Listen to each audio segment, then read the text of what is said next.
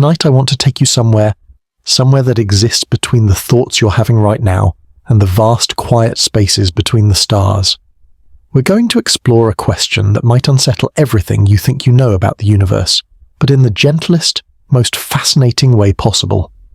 What if darkness is the real state of the universe and light is the illusion?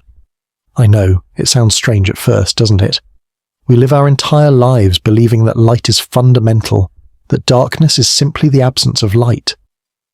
But what if we've had it backwards all along? What if the universe, in its most natural state, prefers the quiet embrace of darkness, and light is just a temporary disturbance, a brief flutter in an otherwise peaceful cosmic ocean? Before we drift deeper into this mystery together, I'm curious about you. Where are you listening from tonight? Is it late where you are, with the darkness already settling in around you? Or perhaps you're somewhere where the sun still lingers, but you're seeking that peaceful transition into rest. Whatever time it is, wherever you are, you've found your way here, to this moment of quiet contemplation. And if you find yourself enjoying this journey through the cosmic darkness, perhaps you'd like to gently tap that like button, or subscribe for more of these peaceful explorations into the universe's deepest mysteries. Consider it your way of leaving a small light in the darkness, a beacon that says you were here. You wondered. You pondered these vast questions with me. Now, let's settle in and really consider this profound possibility together. You and I were about to explore something that physicists have been quietly pondering for decades, something that might fundamentally change how we understand reality itself. Think about the universe for a moment. Not just the parts we can see, but all of it. The vast expanses between galaxies, the enormous voids that stretch for millions of light years, containing almost nothing at all. When we look out into space, what do we mostly see? Darkness. Profound, deep, seemingly endless darkness. The stars, the galaxies, all the sources of light we marvel at, they're like tiny islands in an infinite dark ocean. They're the exceptions, not the rule. And here's where it gets interesting. Scientists have calculated that all the stars, all the galaxies, all the sources of light in the universe make up less than 5% of everything that exists. The rest, dark matter, dark energy, vast empty spaces where photons rarely venture. The universe, it seems, is overwhelmingly, fundamentally dark. Light appears to be the anomaly, the special case, the temporary rebellion against the cosmos's natural state. Consider this deeply with me. Right now, as you're listening to my voice, you're probably in a room where you've created light artificially. Maybe a lamp is on, or perhaps you're looking at a screen that's emitting photons. But step outside that room, outside your home, outside the influence of our sun, and what would you find? In the spaces between stars, the temperature hovers just a few degrees above absolute zero, and darkness reigns supreme. It's not just empty, it's actively, profoundly dark. This darkness isn't hostile or frightening, it's simply the canvas upon which the universe exists. It's the default setting, the ground state, the way things naturally want to be, and perhaps that's why we find darkness so conducive to sleep, to rest, to restoration. We're not fighting against our nature when we seek darkness for sleep. We're returning to the universe's preferred state. Let me share something remarkable with you. When physicists study the quantum vacuum, what most of us would call empty space, they don't find nothing. They find a seething ocean of virtual particles constantly appearing and disappearing, but crucially doing so in complete darkness. These quantum fluctuations, these fundamental processes that underlie all of reality, they happen in the dark. They don't need light. In fact, light might be seen as a disturbance to these deeper processes. Think about black holes, those ultimate expressions of gravity and space-time curvature. What defines them? The complete absence of escaping light. They create regions where darkness is so absolute, so fundamental, that not even photons can escape. And yet, black holes aren't destroyers. They're some of the most important architects of cosmic structure. Galaxies form around them. Matter organizes itself in relation to them. They're darkness incarnate, and they're essential to the universe as we know it. You know, there's something deeply peaceful about considering darkness as the natural state of things. It means that when you close your eyes tonight, when you surrender to sleep, you're not shutting out the real world. You're returning to it. You're aligning yourself with the vast majority of the universe that exists in quiet, peaceful darkness. Let's go deeper into this idea. What exactly is light when we really examine it? It's energy in motion, photons racing through space at the ultimate speed limit of the universe. It's excitement, it's activity, it's disturbance. Stars burn through their nuclear fuel, converting matter into energy, sending photons streaming outward. But this is a temporary process. Every star will eventually exhaust its fuel. Every source of light will eventually fade. The universe is heading toward what scientists call heat death, a state where all the energy has been evenly distributed, where no more work can be done, where darkness finally reclaims everything. But don't let that sound depressing. Instead, think of it as the universe's long, slow exhale, a return to equilibrium, to peace. We live in a momentary breath, a brief period where the universe is young enough that stars still shine, that light still dances across the cosmic stage. We're witnessing the universe in its energetic youth, but darkness is its destiny, its home, its place of final rest. And here's something even more intriguing. When cosmologists calculate the expansion of the universe, when they model how galaxies are moving apart from each other, they find that the expansion is accelerating. Something they call dark energy is pushing everything apart, making the universe larger, more diffuse, darker. It's as if the universe itself is actively seeking to maximize darkness, to create more space between the islands of light. Perhaps darkness isn't emptiness at all. Perhaps it's fullness of a different kind. In information theory, maximum entropy, the state of greatest disorder, is also the state that can hold the most information. And what does maximum entropy look like? It looks like darkness, like the even distribution of energy that we're heading toward. Maybe darkness is the universe's way of maximizing its capacity for information, for possibility, for potential. Consider how we perceive reality. Our eyes evolved to detect a tiny sliver of the electromagnetic spectrum, what we call visible light. But the universe is filled with radiation we can't see. Radio waves, microwaves, infrared, ultraviolet, X-rays, gamma rays. To us, these are all darkness. We've built our entire understanding of reality around the narrow band of wavelengths our biology happens to detect. But what if we're missing the bigger picture? What if darkness, in all its forms, carries information, meaning, purpose, that we simply haven't learned to read yet? There's a beautiful symmetry to thinking about darkness this way. In quantum field theory, particles are described as excitations in underlying fields. A photon is an excitation in the electromagnetic field. But what's the field like when it's not excited? It's dark, it's quiet, it's at its lowest energy state. The field itself, the thing that's actually fundamental, exists in darkness. Light is just what happens when you disturb it. This connects to something profound about the nature of reality itself. What we call empty space, the vacuum, isn't empty at all. It's filled with fields, with potential, with the possibility of particles and forces. But in its ground state, it's dark. Darkness isn't the absence of things. It's things at rest, things in their most fundamental state, things as they prefer to be when they're not being pushed or pulled or excited by external forces.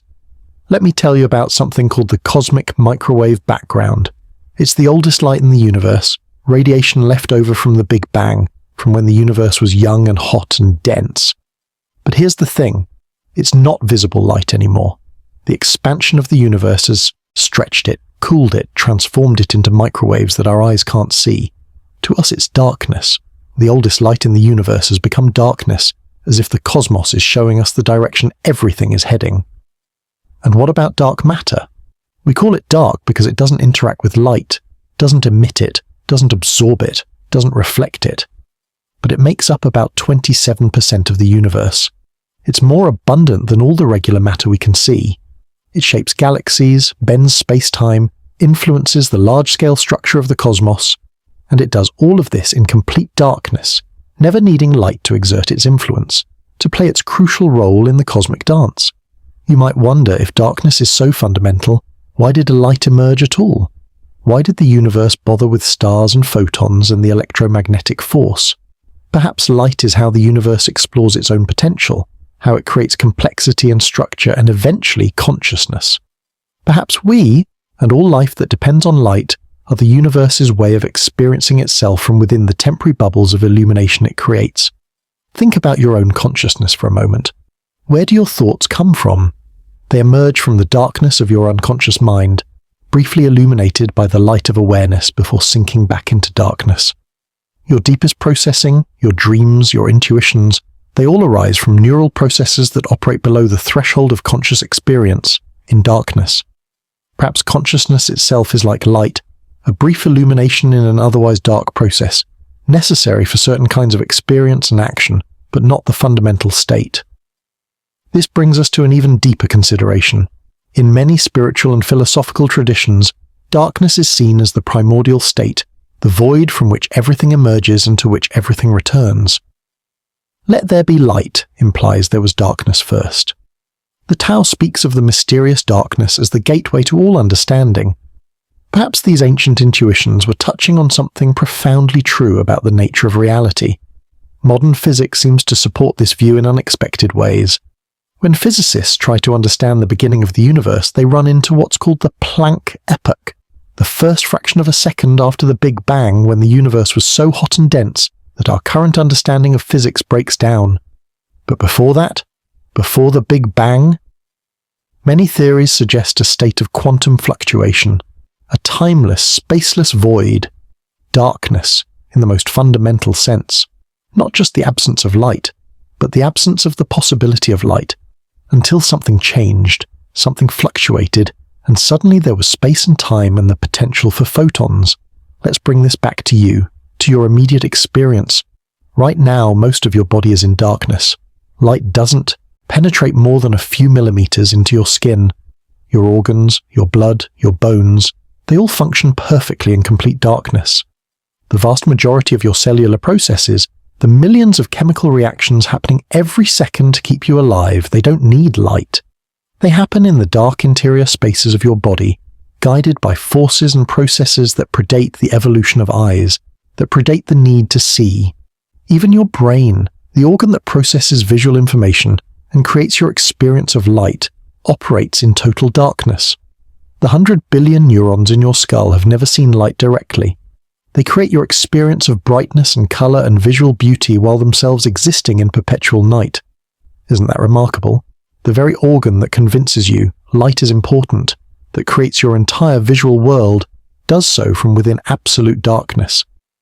This perspective shifts how we might think about meditation, about closing our eyes and going inward. We're not shutting out reality. We're returning to the fundamental state where most of reality operates. The darkness behind your eyelids is more representative of the universe than the lit world you navigate with them open.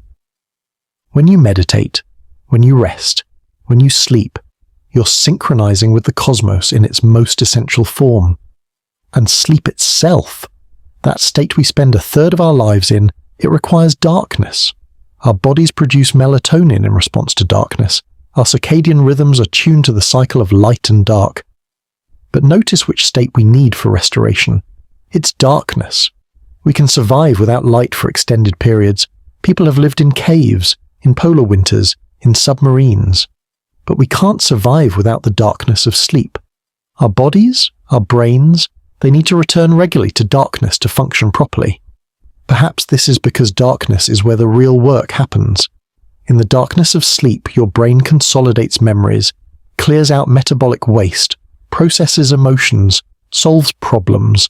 Your body repairs tissues, produces growth hormones, strengthens your immune system. All of this happens in darkness, as if your biology knows that darkness is the optimal state for these fundamental processes. Let's consider what this means for our understanding of the universe's future. Cosmologists tell us that the universe is expanding, that galaxies are moving apart, that eventually, trillions of years from now, the last stars will burn out.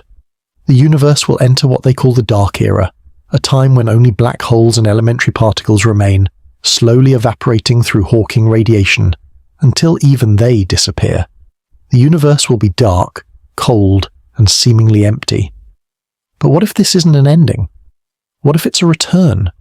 What if the universe, after its brief experiment with light and heat and activity, is simply returning to its preferred state? And what if that state isn't empty, or meaningless, but full of potential we can't yet understand? After all, The quantum vacuum, which appears dark and empty to us, is seething with virtual particles, with fields, with energy that we're only beginning to comprehend. There's a concept in thermodynamics called maximum entropy, the state where energy is evenly distributed, where no more work can be done. It sounds like death, like the end of everything interesting. But maximum entropy is also the state of maximum possibility, where every microstate is equally probable, where the universe has explored every possible configuration. Perhaps darkness, ultimate darkness, isn't the death of the universe, but its completion, its fulfillment, its final understanding of itself. As we explore these ideas together, I'm struck by how comforting this perspective can be. We often fear darkness. We light up our cities to banish it. We carry flashlights to pierce it. But what if darkness isn't something to be feared? What if it's the universe's natural state of rest, of peace, of potential? What if our fear of darkness is just a biological quirk, a survival mechanism that no longer serves us in understanding the deeper nature of reality? Think about the most profound moments in your life.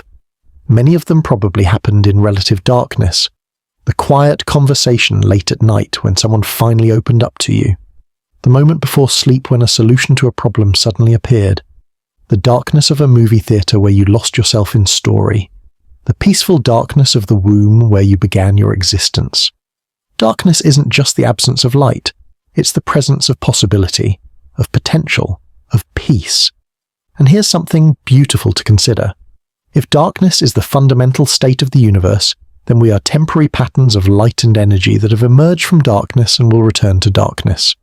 We're like waves on a dark ocean, briefly catching and reflecting light before settling back into the deeper waters. Our consciousness, our thoughts, our experiences, they're all temporary illuminations in an otherwise dark cosmos. But that doesn't make them less meaningful. If anything, it makes them more precious, more remarkable. The atoms in your body, the carbon in your muscles, the calcium in your bones, the iron in your blood, they were all forged in the hearts of dying stars. You're made of light that has become matter, energy that has cooled and condensed and organized itself into the pattern that is you. But those atoms are mostly empty space, and that space is dark. Even in your physical form, darkness predominates. You're more darkness than light, more space than substance, more potential than actuality. This brings us to one of the most profound questions in physics. Why is the night sky dark? It's called Olber's paradox, and it puzzled astronomers for centuries. If the universe is infinite and eternal, if there are stars in every direction, then every point in the night sky should be as bright as the surface of a star. The whole sky should blaze with light. But it doesn't. The night sky is dark. This darkness tells us something fundamental about the universe. That it had a beginning, that it's expanding, that light is limited and local, while darkness is universal and eternal. The darkness of the night sky is the universe telling us its story. It's showing us that darkness is the default, the background, the stage upon which the cosmic drama unfolds. The stars, as beautiful and important as they are, they're the exceptions. They're the universe experimenting with light, with fusion, with energy gradients that allow for complexity and life. But they're temporary experiments in an otherwise dark laboratory. Let me share with you something that quantum physicists have discovered. In quantum mechanics, there's something called zero-point energy, the lowest possible energy that a quantum system can have. Even at absolute zero, even when all thermal motion stops, quantum systems still have this irreducible energy. And where does this energy exist? In what we perceive as darkness, in the quantum vacuum, in the spaces between particles. The darkness is alive with potential, with fluctuation, with the constant creation and annihilation of virtual particles that we never see, but that influence everything we do see. This zero-point energy, this quantum foam, as some physicists call it, might be what we're really talking about when we say darkness is the fundamental state. It's not emptiness, it's fullness of a kind we're only beginning to understand. It's all possible particles existing in superposition, all possible futures coexisting in quantum uncertainty, all possible states waiting to be collapsed into actuality by observation or interaction. And perhaps this is why darkness feels so profound to us, why it evokes such deep emotions and thoughts. When we sit in darkness, we're not just in the absence of photons, we're in the presence of quantum possibility, of fields and forces that operate below our threshold of perception, but that fundamentally shape reality. We're in touch with the deeper layer of the universe, the one that exists beneath the thin veneer of light and matter that we normally interact with. Consider how darkness behaves compared to light. Light travels, it moves, it has to race at 300,000 kilometers per second just to exist. If a photon slowed down, it would cease to be. Light is always in motion, always energetic, always fleeting. But darkness simply is. It doesn't need to travel because it's already everywhere. It doesn't need energy because it is the ground state. It doesn't age or decay because it's not a thing, but rather the absence of certain kinds of excitation. In this way, darkness is more fundamental than light. Light needs space to travel through, time to travel in, energy to exist. Darkness needs none of these things. It precedes them, underlies them, and will outlast them. When the universe undergoes heat death, when the last black holes evaporate, when entropy is finally maximized, darkness will remain. Not as a failure or an ending, but as the final, stable, eternal state of reality. This changes how we might think about our own mortality. We often speak of death as going into the darkness, and we mean it fearfully. But what if we're simply returning to the fundamental state? What if the darkness that awaits us isn't an absence, but a different kind of presence? The atoms in our bodies will persist, the energy that animated us will be conserved, the information that defined us might, according to some theories, be preserved in ways we don't yet understand. We don't disappear into darkness, we rejoin it, we become part of the vast, peaceful, eternal darkness that is the universe's preferred state. I want to share with you something personal. Sometimes, when I can't sleep, when my mind is racing with thoughts and worries, I remind myself that I'm surrounded by darkness, supported by it, held by it. Not the frightening darkness of childhood fears, but the cosmic darkness that fills most of the universe, that exists in the spaces between atoms, that underlies all of reality. This darkness isn't empty or cold or hostile. It's the foundation, the canvas, the peaceful base state from which all complexity arises and to which it returns. And in those moments, I feel connected to something vast and eternal. The darkness in my room is the same darkness that fills the voids between galaxies. The darkness behind my eyelids is continuous with the darkness inside black holes. The darkness I'm trying to sink into for sleep is the same darkness from which the universe emerged and to which it will return. There's a continuity there, a connection that transcends the brief flicker of individual consciousness. Let's think about what this means for our understanding of light itself. If darkness is the fundamental state, then light becomes even more remarkable. It's the universe's way of exploring non-equilibrium, of creating gradients and differences that allow for change and growth and evolution. Every photon is a tiny rebellion against the natural order, a small packet of energy refusing to settle into the ground state. And yet, even light seems to know its place. It travels in straight lines through the darkness, taking the path of least resistance, as if trying to disturb the fundamental darkness as little as possible. There's something almost respectful about how light behaves in the universe. It doesn't fill all of space. It travels in narrow beams, leaving most of the universe undisturbed. It gets absorbed, reflected, redirected, but it never conquers darkness, never eliminates it. Even in the brightest star between the atoms, between the particles, darkness persists. Light and darkness coexist, but darkness is the senior partner, the one that was there first and will be there last. And what about us? We conscious beings who depend on light to see, to photosynthesize, to maintain our circadian rhythms. Perhaps we're the universe's way of appreciating the contrast, of understanding what darkness means by experiencing light. We're the cosmos developing eyes not just to see light, but to understand darkness by its absence. We're the universe's experiment in creating entities that can contemplate both states and recognize the primacy of one over the other. Think about how we use darkness creatively. Photographers know that shadows are as important as light in creating compelling images.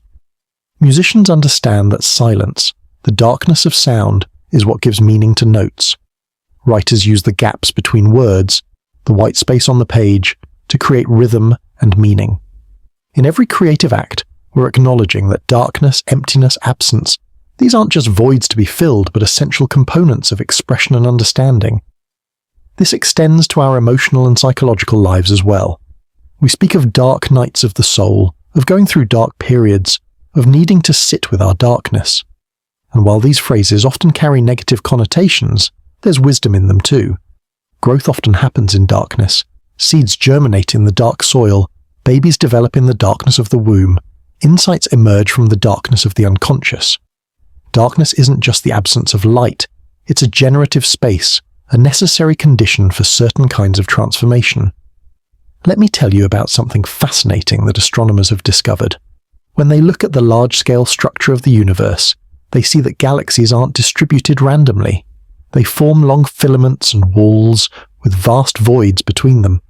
These voids, these enormous regions of darkness that can be hundreds of millions of light-years across, they're not empty. They contain dark energy. They shape the flow of matter around them. They influence the evolution of the universe. The darkness isn't passive, it's actively participating in the cosmic dance, and these cosmic voids are expanding. As dark energy pushes the universe apart, the voids grow larger. The darkness claims more territory. It's as if the universe is slowly but steadily returning to darkness, not through the death of light, but through the expansion of space itself. The darkness isn't conquering, it's simply reclaiming what was always fundamentally its domain. This process is so slow, so vast, that we can barely comprehend it. But it's happening right now as you listen to these words. The space between galaxies is growing. The darkness is expanding. And we're here, in this tiny moment of cosmic time, witnessing the transition, the slow return to equilibrium, the universe's gradual relaxation back into its preferred state. But here's what's beautiful about this. The fact that we can understand this, that we can contemplate the darkness from within our bubble of light and consciousness, it means something. We're the universe's way of understanding itself, of appreciating the journey from darkness through light and back to darkness. We're the cosmos developing self-awareness, even if that awareness is temporary, even if it too will eventually return to the darkness from which it emerged. And maybe that's the most profound realization of all. Consciousness, awareness, the ability to ponder these questions, they arose from darkness. The universe was dark for millions of years before the first stars formed. It was dark when the first atoms came together. And from that darkness, through processes we're still trying to understand, came light.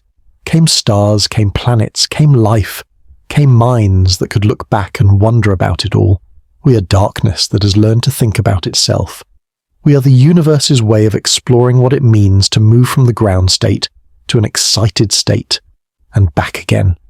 Every thought you have, every feeling you experience, every moment of awareness, it's darkness temporarily organized into patterns of light and energy that can contemplate their own existence. As we continue this journey together, let's delve even deeper into what physicists have discovered about the relationship between light and darkness. There's a principle in quantum mechanics called the uncertainty principle. It tells us that we can never know everything about a particle simultaneously. The more precisely we know its position, the less we can know about its momentum and vice versa. But here's what's interesting. This uncertainty isn't a limitation of our instruments or our knowledge. It's a fundamental property of reality itself. And where does this uncertainty live? In what we perceive as darkness, as emptiness. The quantum vacuum is never truly empty because of this uncertainty. Particles and antiparticles constantly pop into existence and annihilate each other, borrowing energy from the vacuum and returning it so quickly that it doesn't violate conservation laws. This quantum foam, this constant fluctuation, it happens in darkness. The darkness is alive with possibility, with potential, with virtual particles that influence real particles even though we never see them directly. This suggests that darkness isn't passive or inert. It's actively participating in reality at the most fundamental level. Every particle that exists, every force that acts, they're all influenced by the quantum fluctuations of the vacuum, by the activity of the darkness. When physicists calculate the properties of electrons or the strength of forces, they have to account for these vacuum fluctuations. The darkness isn't just the background, it's an active participant in every physical process. Let's think about what this means for our understanding of reality We tend to think of real things as things we can see or touch or measure. But the quantum vacuum, the darkness, influences everything we can measure, even though we can't directly observe it. It's like the universe is telling us that what we can't see is just as important, maybe more important, than what we can see.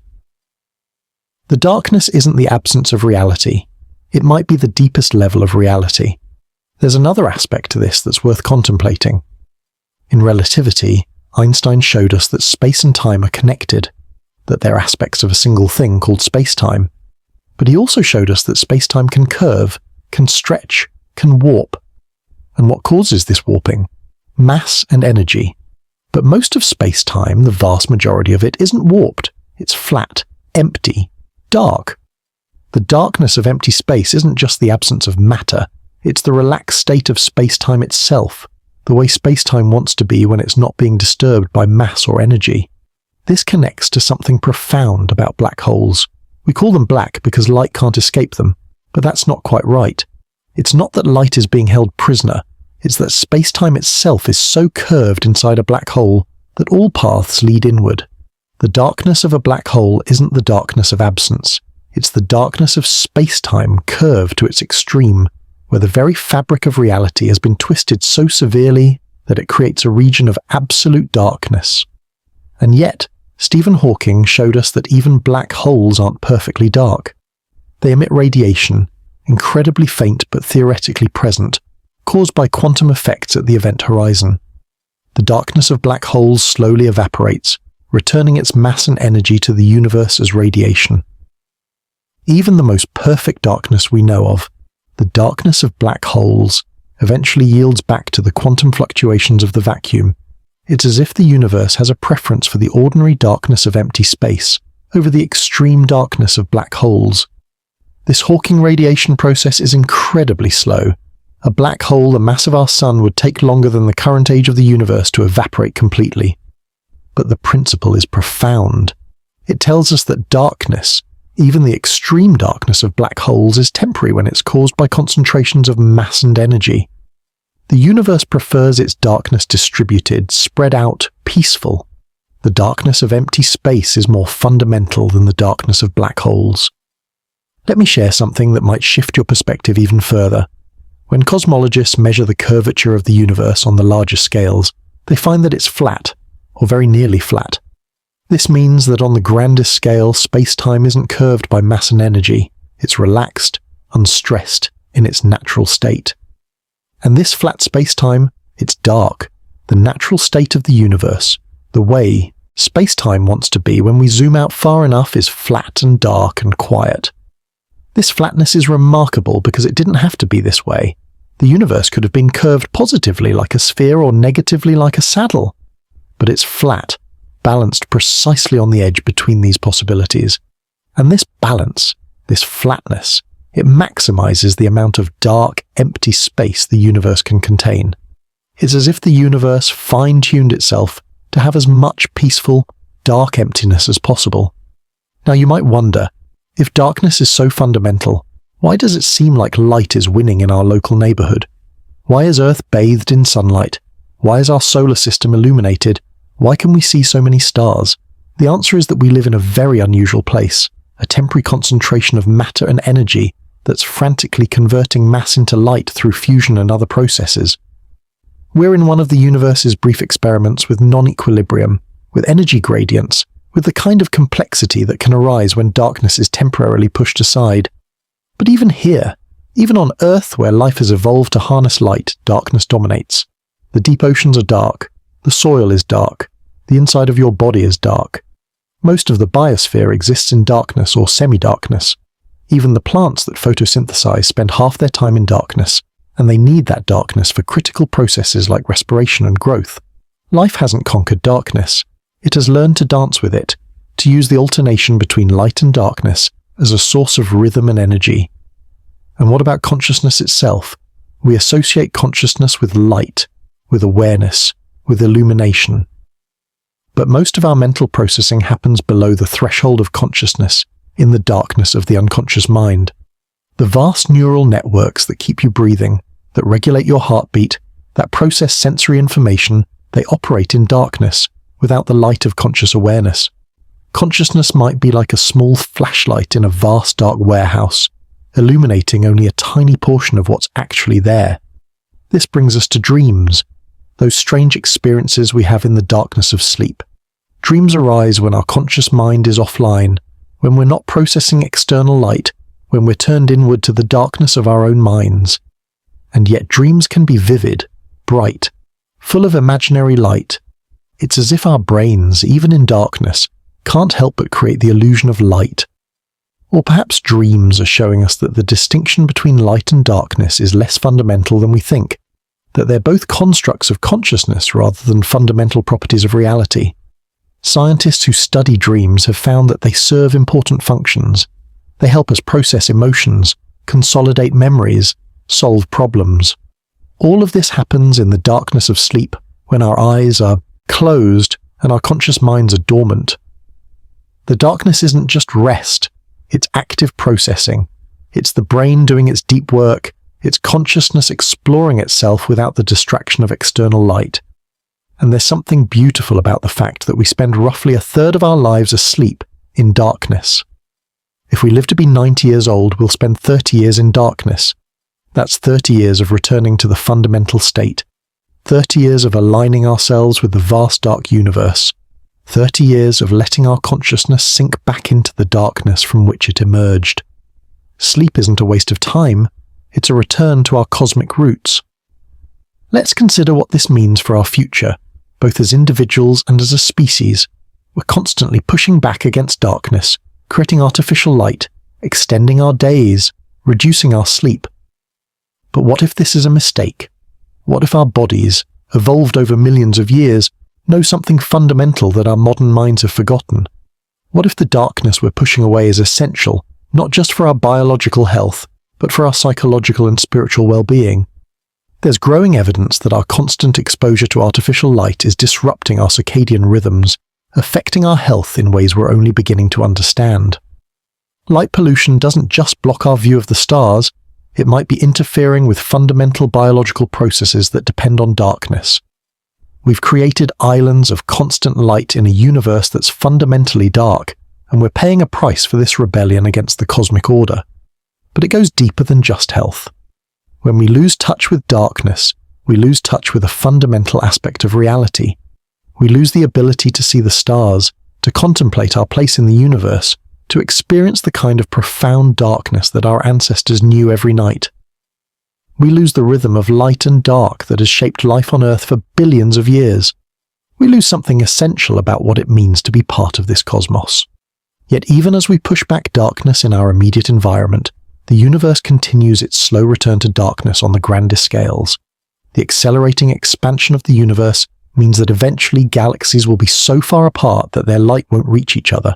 Each galaxy will be alone in its own observable universe, surrounded by darkness. The night sky, which now shows us thousands of stars and distant galaxies, will eventually be completely dark except for the stars in our own galaxy. And even those stars won't last forever. In about 1 trillion years, star formation will cease.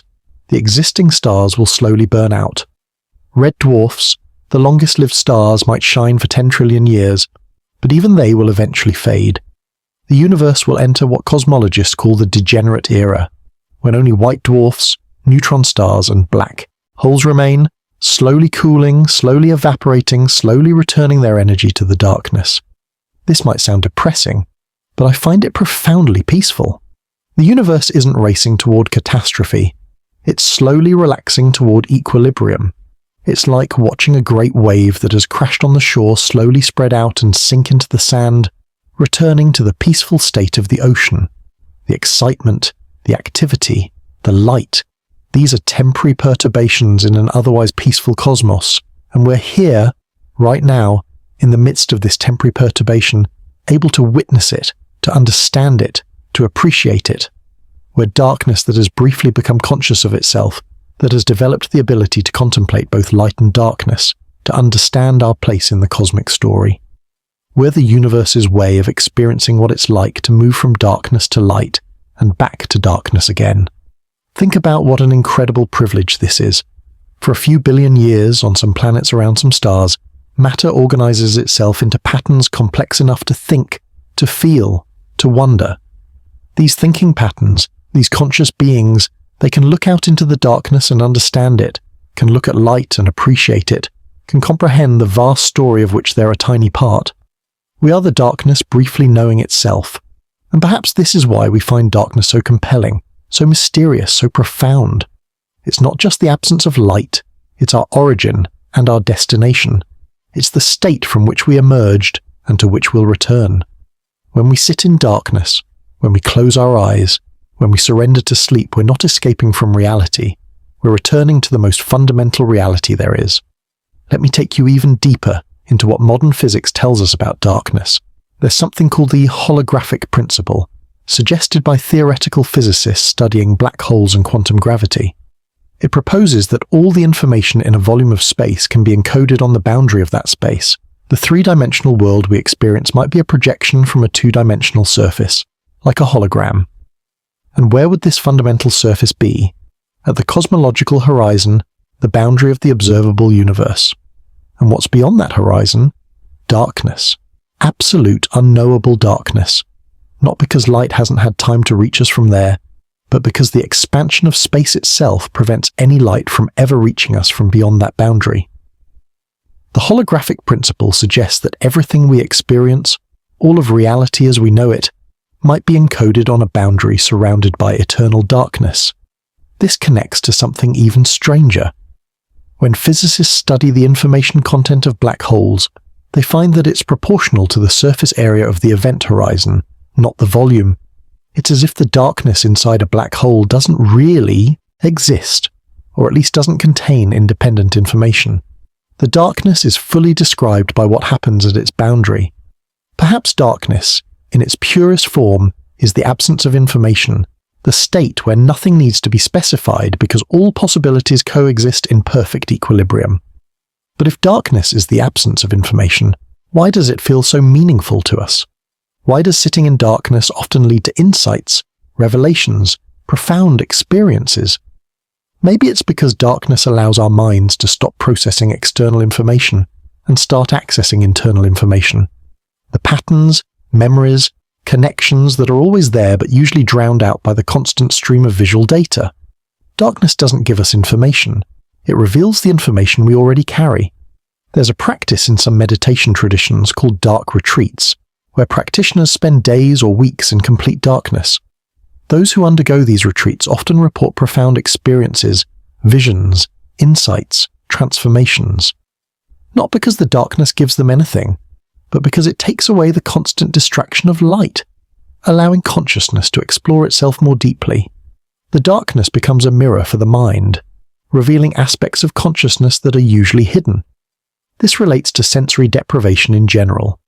When we remove external stimuli, when we float in darkness and silence, our brains don't shut down. They become more active in some ways, generating their own patterns, creating their own experiences. It's as if consciousness, deprived of external light, creates its own internal light. Or perhaps it's discovering that the distinction between internal and external, between light and darkness, is less fundamental than we thought. Let's think about what this means for our understanding of reality itself. We tend to think of reality as what we can observe, what we can measure, what we can illuminate with our instruments and theories. But if darkness is more fundamental than light, if most of the universe exists in states we can't directly observe, then maybe our entire picture of reality is like a tiny sketch in the corner of a vast dark canvas. We're not seeing reality. We're seeing the tiny portion of it that happens to interact with light. And this limitation isn't just about our instruments or our senses. It might be fundamental to the nature of observation itself. In quantum mechanics, observation collapses the wave function, forcing a system from a superposition of states into a single definite state. But what about all the systems we're not observing? All the particles in the darkness between stars? All the quantum processes happening below our threshold of detection? They remain in superposition, in a kind of quantum darkness where all possibilities coexist. This quantum darkness might be more real than the classical world we observe. When we shine light on something, when we observe it, We're forcing it out of its natural quantum state into something definite but perhaps less fundamental. The darkness isn't hiding reality from us. It's preserving reality in its most complete form, the form where all possibilities exist simultaneously, where the universe hasn't yet been forced to choose between alternatives.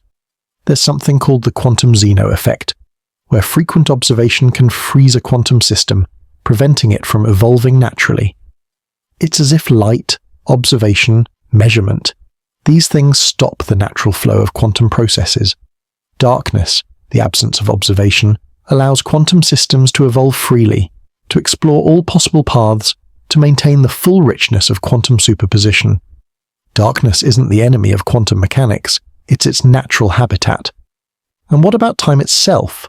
Einstein showed us that time is relative, that it flows at different rates depending on gravity and velocity. But in the vast darkness between galaxies, far from any massive objects, moving with the cosmic flow, time approaches its most fundamental rate. It's not distorted by gravity or acceleration, it just flows peacefully in the darkness. Perhaps darkness is not just the fundamental state of space, but also of time, the state where time can be itself without distortion or stress. This brings us to something profound about the nature of existence. We exist in time, we experience duration, we age and change. But darkness, true darkness, the darkness of empty space, it doesn't age, it doesn't change, it simply is. A cubic meter of dark vacuum today is identical to a cubic meter of dark vacuum billions of years ago, and will be identical billions of years from now. Darkness is timeless in a way that light can never be. Light is always tagged with time.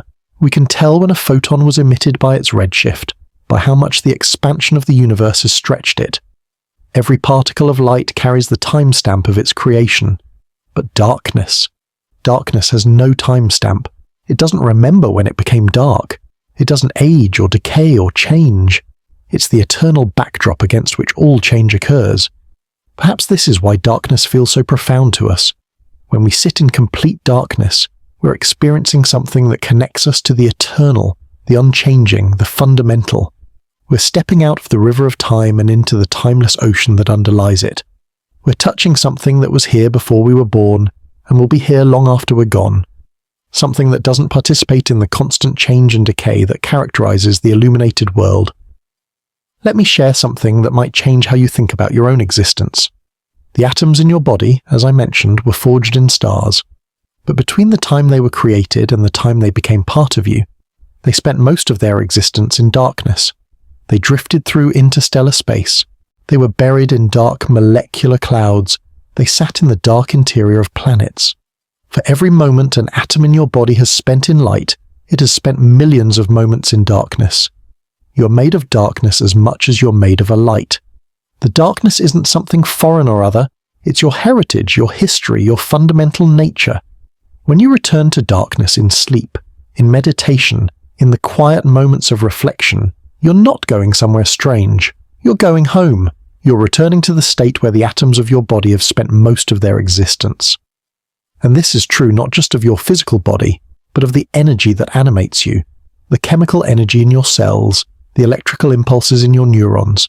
They came from sunlight captured by plants, but that sunlight came from fusion in the sun's core, and that fusion energy came from the gravitational collapse of a dark molecular cloud. Trace any energy back far enough, and you'll find it emerge from darkness, from the gravitational potential energy of dark matter, from the quantum fluctuations of dark vacuum. Even the thoughts you're having right now, the consciousness that's contemplating these ideas, it arose from darkness. Not metaphorically, but literally. The early universe was dark. The first stars hadn't formed yet. There was no light for hundreds of millions of years after the Big Bang. And in that darkness, the seeds of everything we see today were planted. The tiny density fluctuations that would become galaxies, the fundamental forces that would govern physics, the constants that would make life possible, they all emerged in darkness. Consciousness itself, the light of awareness that seems so bright to us, it evolved in creatures that spent half their time in darkness. Our ancestors, for millions of years, experienced the daily cycle of light and dark, and their brains evolved to use both states. Darkness isn't the absence of consciousness, it's one of its fundamental conditions. We need darkness to dream, to rest, to integrate experiences, to allow the unconscious mind to process what the conscious mind has encountered. Think about what happens when you have an insight, a sudden understanding, a creative breakthrough. Where does it come from? It emerges from the darkness of the unconscious, fully formed, into the light of consciousness. You don't construct it consciously. It appears as if from nowhere. But that nowhere is the darkness of your own mind, the vast unconscious processing that happens below the threshold of awareness. Creativity, insight, intuition, they're all gifts from the darkness. This is why so many creative people report that their best ideas come in the shower, or just before sleep, or during a walk in nature. These are times when the conscious mind relaxes its grip, when we allow a little darkness to seep in, when we stop flooding everything with the harsh light of focused attention. The darkness isn't empty. It's full of potential, full of connections waiting to be made, full of insights waiting to emerge. And what about love, connection, the bonds between people? They often deepen in darkness. The late-night conversation where someone finally opens up, the moment in a dark theatre where you reach for someone's hand, the intimacy that flourishes when the lights are low.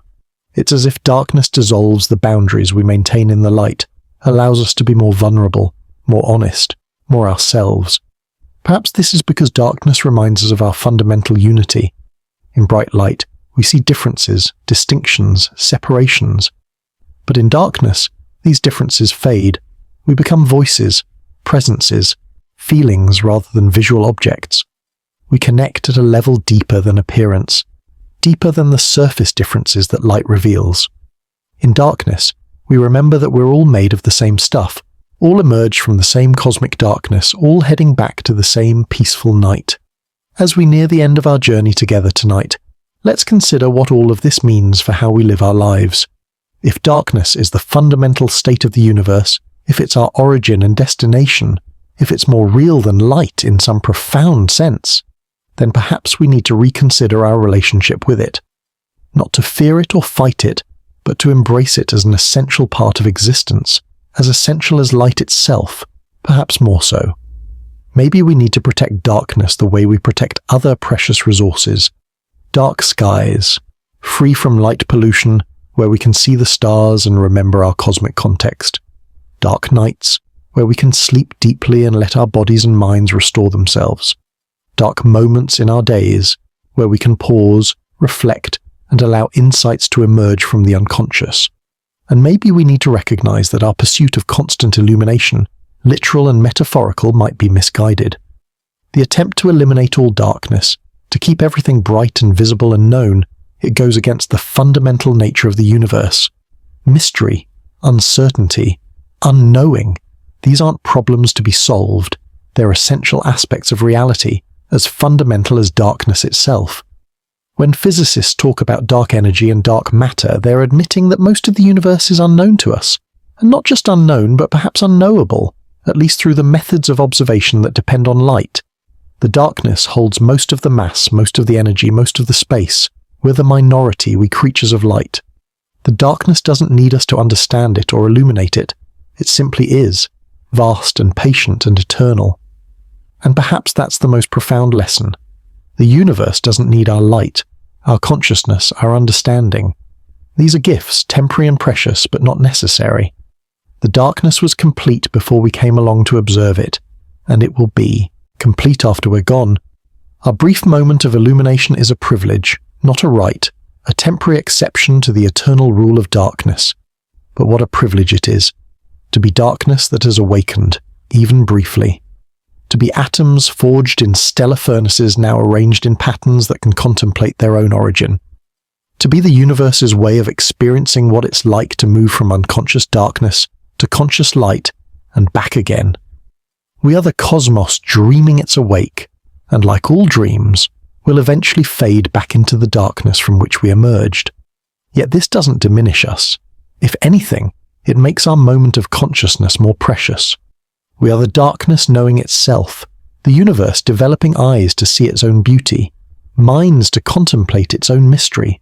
Every thought, every feeling, every moment of awareness is a small miracle, a tiny light flickering in the infinite darkness, made more beautiful by its transience.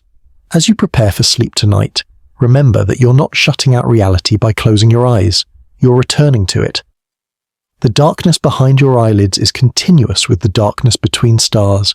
Your consciousness, as it fades into sleep, is following the same path the universe will eventually take, from activity to rest, from light to peaceful darkness.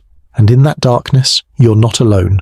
You're joined with the vast majority of the universe that exists in darkness.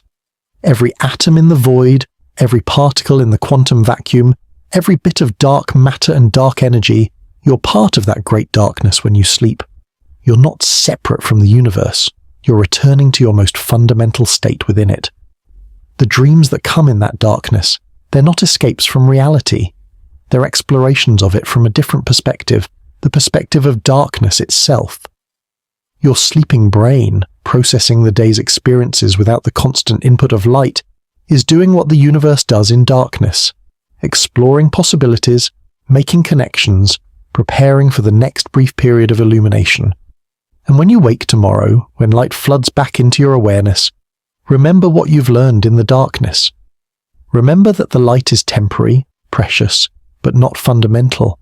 Remember that you carry darkness within you always, in the spaces between your atoms, in the unconscious depths of your mind, in the peaceful potential that underlies all activity.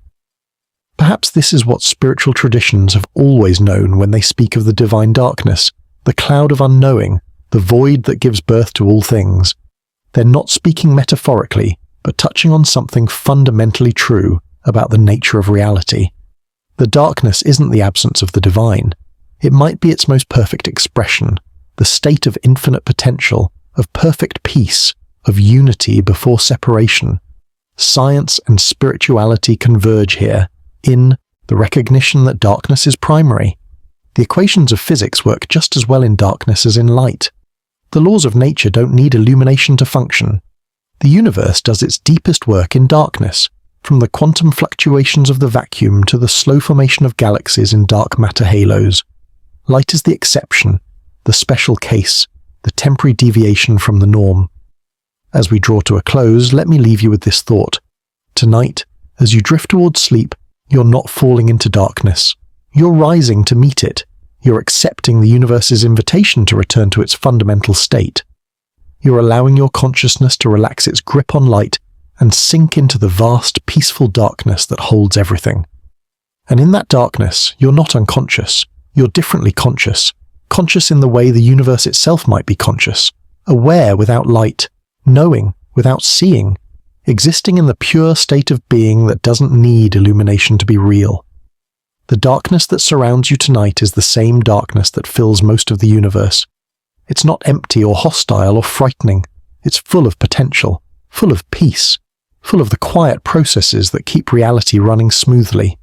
It's the darkness from which you emerged and to which you'll return, not just at the end of your life, but every night when you sleep, every moment when you blink, every instant when you turn inward instead of outward. This darkness is your birthright, your heritage, your true home. Light is the journey, but darkness is the destination. Light is the question, but darkness is the answer. Light is the exception, but darkness is the rule. And knowing this, accepting this, embracing this, you can finally relax into the universe's most natural state.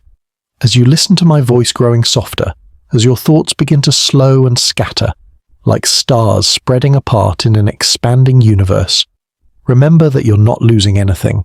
You're gaining everything. You're gaining the peace of alignment with cosmic reality. You're gaining the rest that comes from not fighting against the fundamental nature of things. You're gaining the darkness that isn't absence but presence, isn't emptiness but fullness, isn't ending but returning. The universe is mostly dark, and that's not a flaw or a problem. It's the way things are meant to be. The darkness isn't waiting to be illuminated. It's complete in itself. And you, as you drift towards sleep, are becoming complete too, joining the vast darkness that doesn't need light to be whole. So let go of the need to see, to know, to illuminate. Let yourself dissolve into the darkness that holds you, that has always held you, that will always hold you. You're safe in this darkness because you are made of it. You came from it. You belong to it.